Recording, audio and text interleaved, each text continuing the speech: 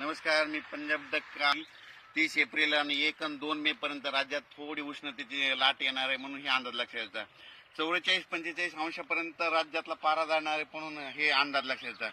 पण राज्यातल्या सर्व शेतकऱ्याचा कांदा काढणे चालू आहे म्हणून त्यांना सांगू इच्छितो, तुम्ही काय करा, मेच्या पहिल्या आठवड्यात अवकाळी पाऊस येणार आहे. म्हणजे सर्व दूर नाही पडणार, तुरळक ठिकाणी पडणार आहे. म्हणून तुम्ही काय करा, तुम्ही तुमच्या कांद्याची काळजी घ्या. कारण की मेच्या पहिल्या आठवड्यात राज्यामध्ये अवकाळी पावसाचं संकट असणार आहे म्हणून हे अंदाज लक्षात येतात.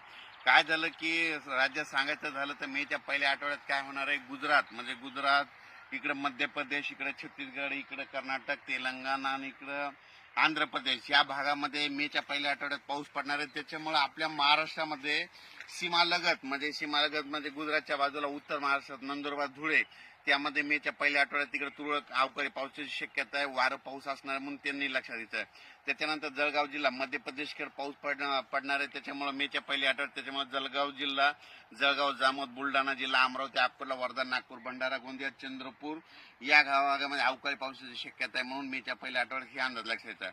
त्याच्यानंतर तेलंगणात देखील अवकाळी पाऊस पडणार आहे मेच्या पहिल्या आठवड्यात. त्याच्यामुळे तेलंगणाच्या सीमालगत नांदेड, धर्माबाद, त्याच्यानंतर नायगाव नरसी या भागामध्ये, त्याच्यानंतर देगलूर, सगरोळे या भागामध्ये अवकाळी पावसाची शक्यता आहे म्हणून त्यांनी देखील लक्षात येतं.